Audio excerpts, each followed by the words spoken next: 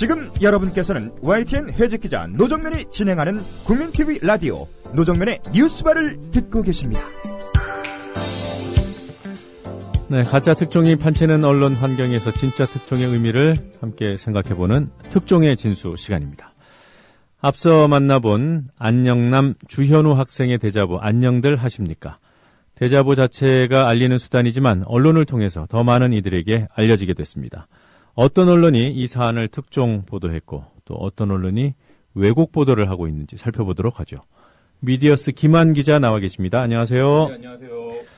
자, 이 대자보가 어떻게 처음 알려지게 된 거죠? 네, 그 첫 보도는 오마이뉴스 보도였습니다. 지난 11일 저녁에 올라온 보도였는데요. 그 사람이 죽어가는데 어찌 다들 이리 안녕하신 건지라는 제목으로 그 말씀하신 주현우 학생 인터뷰를 포함해서 이런 대자보가 붙었고 그다음에 그 4시간도 채 되기 전에 500회 이상 공유가 되고 250명이 좋아요를 눌렀다. 이런 이제 내용으로 해서 온라인상에서 폭발적인 반응을 얻고 있고 내용의 전문까지 해서 첫 보도가 있었습니다. 네. 저도 이 첫 보도를 당시에 봤었는데요. 그러고 나서 이제 직접 그 대자보를 찾아보고 했었었는데 그 다음날 돼서 아침에 엄청나게 많은 인용 보도들이 나왔습니다. 그러니까 그 밤 사이에도 엄청나게 폭발적인 반응이 있었다는 것이고 그 다음날은 뭐 거의 10개 이상의 매체가 이 대자보의 내용을 보도했을 정도로 온라인상에서 큰 화제가 하루 만에 큰 화제를 모았던 상황이었습니다. 그 바로 이어서 보도한 매체들이 10여 개라고 말씀하셨는데요. 네. 거기에 뭐 어떤 언론들이 포함되어 있죠? 뭐 경향, 뭐 아시아투데이, 노컷 뭐 이런 매체들, 그다음에 인터넷 주요 매체들, 뭐 이런 매체들이 다 이 대자보 내용을 안녕들 하십니까라는 내용을 보도를 했고 그거는 결국에는 뭐 여러 가지 이유가 있겠지만 이 대자보 내용이 크게 어렵거나 뭐 분석적이거나 이런 것은 아닙니다. 근데 어쨌든 이 대자보의 제목과 이 대자보가 던지는 문제의식이라는 것이, 언론들에게 어떤 그 좀 성찰의 지점과 뭐 이런 좀 이렇게 그 읽는 사람들에게도 감정이입의 지점이 있었기 때문에 좀 이렇게 하루 만에 폭발적인 반응이 있지 않았나 이런 생각이 듭니다. 네. 그러니까 초기의 반응, 또 뭐 주요하게는 먼저 그 대자보의 내용, 이것들이 보도가 됐을 텐데요. 관심이 점점 커지면서 관련 보도 역시 다양해졌을 것 같아요. 네, 그렇습니다. 그래서 이제 그 이른바 이제 답자보들이 줄을 이었는데요. 네. 서울시내 뭐 제가 다 확인을 하지 않았지만 뭐 한양대, 성공회대, 서울시립대, 뭐 연세대 이런 학교들에서 이제 답자보가 있었습니다. 그래서 다양한 답자보들이 있고 이제 이게 원문이 화제가 되면서 어떤 학교에서 답자보가 나왔다 이런 것들도 이제 그 기사화가 됐고요. 그리고 뭐 제일 구체적인 것은 지난 주말에 이제 이 그 안녕을 묻는 사람들이라고 이제 부르기도 하던데 그분들이 이제 집회에 직접 참여를 해서 그 거리 행진을 하기도 했고요.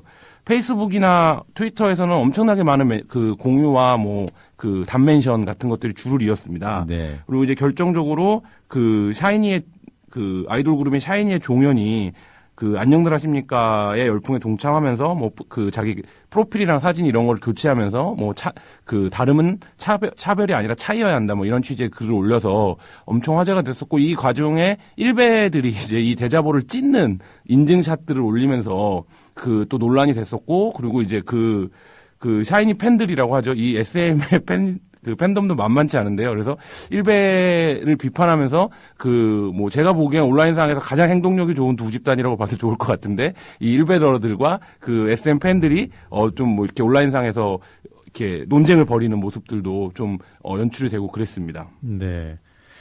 자, 샤이니 종현 같은 경우에 그 프로필 사진 바꾼 것이 그 성소수자 한 분이 올린 그 일종의 답자보 네네. 그것을 실었던 거죠? 네, 그렇습니다. 네. 자, 이런 반향들 그 이유가 어디 있을까요? 일단 뭐 여러 가지 분석들이 나오고 있는데 박근혜 정부 1년을 맞이하면서 그 사회 총체적인 퇴행이 좀 그 생활인의 눈높이 그다음에 어떤 상식적으로 세상을 바라보는 사람들에게서 뭔가 이건 좀 아니다.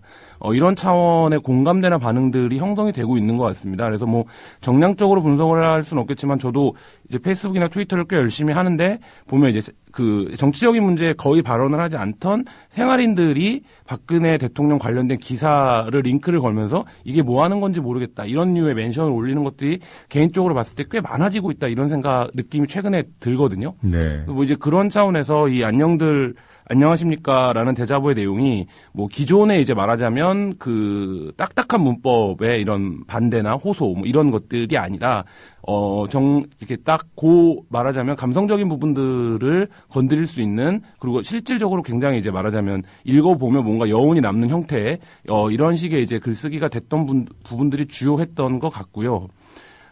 그리고 그 계속적으로 지금 말하자면 청년 세대, 지난 대선에도 사실 청년 세대들이 꽤 열심히 정책 참여를 했는데 말하자면 원하는 성과를 얻지 못했던 뭐 그런 상황이었는데, 그 과정에서 계속적인 불법과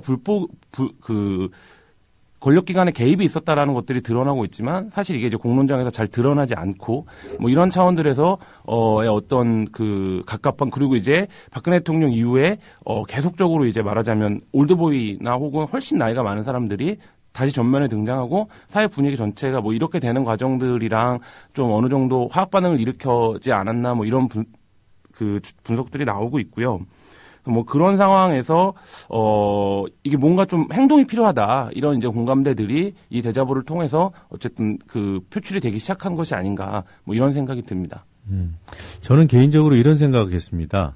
안녕들 하십니까라고 했잖아요. 그거를 우리는 과연 안녕한가, 제목을 이렇게 했다면 이런 반향이 안 일어났을 것 같아요.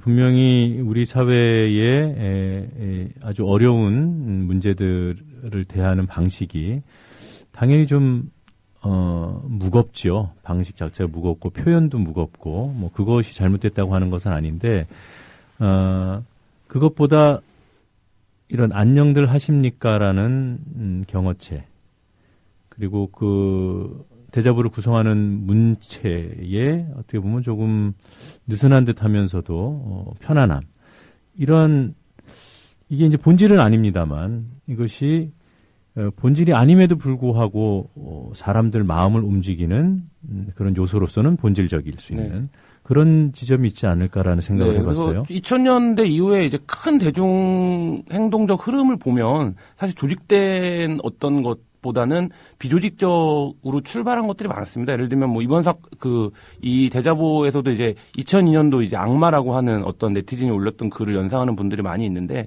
당시에 미선유 순이 촛불을 불렀던, 한국 사회에 촛불이라고 하는 이제 굉장히 큰 장을 열었던 것도 사실 어떤 뭐 기존의 조직된 운동권이나 혹은 단체가 아닌 한 개인의 호소에서 시작이 됐던 거고, 2008년도에 촛불이라고 하는 것도 사실 이제 처음 출발은 여고생들이 자발적으로 이제 말하자면 어떤 광장에 등장한 것을 이제 기점으로 촉발이 됐던 점을 감안한다면, 지금 이제 앵커가 말씀하신 부분 포함해서 이 대자보가 어떤 이제 대중들의 공유하고 있는 정서의 어떤 터닝 포인트가 된 것, 뭐 이런 차원이라고 보여집니다. 그리고 이게 이제 말씀하신 것처럼 누군가가 막 전면에 나서서 이것을 끌고 가는 상황, 이런 것이었다면 대중들의 참여나 호응이 임하는 못했을 텐데, 사실 이제 그렇지 않게 받아들여지는 여러 가지 이제 뭐 글의 내용이라든지 뭐 이런 것들이 주요하지 않았나. 그리고 뭐 저는 개인적인 생각이고 이제 보수 언론의 두려움도 그런 것이라고 느껴지는데, 이 사건이 이 대자보로 촉발된 상황이 불이 붙는 속도나 가는 속도를 봤을 때 이게 만만치 않다, 뭐 이런 생각이 지금 여러 가지 보수 언론의 위기감이나 뭐 이런 데서 드러나고 있습니다. 네. 뭐 제가 드렸던 말씀이 기존의 어떤 조직을 통해서 열심히 운동을 하고 계신 분들, 또 사회 참여를 하고 계신 분들의 방식이 틀렸다고 드리는 말씀은 절대 아니고요. 오히려 그런 방식들, 다양한 방식들이 존재할 수 있다라는 것이 저는 건강성의 표현이라고 생각하고, 서로 그러한 방식들을 존중해주고, 그렇게 여지껏 힘들게 어려운 현장을 찾아다니면서 노력해왔던 분들을 존중하는 그런 생각이 서로 안녕해지는 사회를 만드는 출발이 아닐까, 이런 생각도 해봤고요. 보수 언론 얘기 잠깐 하셨는데, 특정 언론이 그야말로 대대적으로 공세에 나선 듯 보이는 기사들을 쏟아내서 저도 좀 봤어요. 좀 문제가 있더군요. 이거 굉장히 좀 심각한 상황인데요. 언론계에서는 어뷰징 익명 기사라고 부르기도 하는데요. 그 어뷰징이 이제 본인 계정이 아닌 부계정이나 다중 계정을 통해서 이제 부당하게 이익을 챙기는 행위를 말합니다. 언론에서 어뷰징 기사라고 하면 이제 이른바 바이라인, 그러니까 기사를 쓴 사람의 이름이 없고 계속해서 비슷한 내용을 조금씩만 바꿔갖고 포털에 재송고를 하는 형태의 기사들을 이제 어뷰징 기사, 어뷰징 익명 기사라고 이제 부르는데요. 그 조선일보가 요거 관련해서 기사를 9건을 썼습니다. 정확하게는 조선닷컴이죠. 네, 조선닷컴이죠. 네, 조선일보의 인터넷판이. 그래서 뭐 그 제목들을 보시면 안녕하십니까 시위대 실체 없는 철도 민영화 반대하며 거리로 대학은 감성의 전당. 안녕하십니까 시위대 추진되지도 않는 철도 민영화 반대한다며 점점점. 안녕들 하십니까 논리도 팩트도 부실한데 집회 먼저. 안녕들 하십니까 시위대 실체 없는 철도 민영화에 반대한다며 서울역으로. 안녕들 하십니까 고려대 대자보 진보신당 당원의 일방적 선동문이 뜬 까닭은 뭐 등등등 해갖고 9개의 비슷한 기사들을 썼습니다. 이 기사들은 그 컨트롤 C 컨트롤 V라고 이제 하는 이제 일반적인 백기기 기사의 전형적인데 이 9개의 기사 내용이 대체로 대동소이합니다. 그리고 이제 여기서 추가적으로 발굴된 내용은 뭐 이 글을 쓴 사람이 진보신당의 학생당원이다. 뭐 이런 것들이 해서 선전선동이다. 뭐 이런 식으로 이제 몰아가고 팩트가 부실하고 논리도 없는데 대학생들이 또 선동당하고 있다. 이런 투의 내용입니다. 그래서 그리고 이제 결정적으로 이 학생이 이제 진보신당 당원이 아니라 노동당으로 당 이름이 바뀐 지가 꽤 됐는데 기본적인 이제 팩트 체커나 이런 것들도 전혀 안 돼서 쓰고 있는데 이 기사가 안타까운 것은 어떤 이념적인 문제로 이 문제를 끌고 가려는 노력이기도 하지만 아까 말씀하신 대로 조선닷컴에서 이 사건이 워낙에 지금 인터넷에서 핫하니까 계속해서 관련 기사를 만들어낸 겁니다. 그래서 포털에 계속 송고를 한 겁니다. 네. 이 검색어에 걸리기 위해서. 그래서 우리 언론이 처해져 있는 이중적 현실을 진짜 쓸쓸하게 보여주는 상황이라고 할 수도 있는데요. 그러니까 자기네의 시각과 이념에 맞춰서 상황을 왜곡하고 재단하는 행위와 함께 그럼에도 불구하고 그 검색어 장사에는 동참을 해야 되기 때문에 계속적으로 기사를 베껴갖고 제목만 바꿔갖고 송고하는 행위, 이거를 국내 최대 언론사라고 하는 조선일보의 인터넷판에서 하고 있는 상황이라는 것이죠. 그래서 본인들이 이런 어뷰징 기사를 한 사안에 대해서 9개나 쓰는 경우는 사실 많지 않을 겁니다. 네. 근데 편집국 차원에서도 역으로 생각해 보면 이 사안이 만만치 않은데 이런 판단을 했다라고 어느 정도 했으니까 이렇게 이제 대대적으로 기사에 동참을 했다라고 볼 수도 있고, 또 한 가지는 이 조선닷컴이라고 어쨌든 조선일보 편집국에서 운영을 하는 것인데 그 조선닷컴이 가지고 있는 기본적인 언론으로서의 윤리의식 같은 것들이 형편없는 수준이다. 뭐 이런 거를 동시에 보여준 상황이라고 할 수 있습니다. 조선일보 인터넷판의 이 어뷰징 기사, 이런 사례가 그동안은 없었습니까? 연예뉴스 같은 경우에는 이제 좀 거의 모든 매체라고 하면 그렇지만 이제 그 인터넷상에서 하는 팀들은 이제 대부분 생산을 합니다. 그래서 이런 것들이 문제가 돼서 포털에서 이제 퇴출되는 언론사도 있었고 한데, 네. 그러니까 조중동을 포함해서 매체들이 스파팀이라고 하는 팀을 운영을 별도로 합니다. 그래서 이 스파팀에서 인터넷 검색어를 중심으로 한 기사를 주요하게 생산을 하는데, 이 조선 같은 경우에는 그 스팟 기사를 쓰는 어떤 관성에 이게 조선일보의 정책 시각과 입맛에서 굉장히 위기감을 갖고 대응을 해야 되는 사안이다라고 판단을 한 게 동시에 작용을 했던 것으로 보이거든요. 네. 그래서 정치 관련 기사가 이렇게 어뷰징을 거의 이렇게 시간차를 두지 않고 한 9개 막 이렇게 쏟아지는 경우는 제가 최근에는 없었던 것 같습니다. 선거나 이런 때는 그런 경우들이 종종 있는데 최근의 정책 상황에서는 없었던 것 같습니다. 네.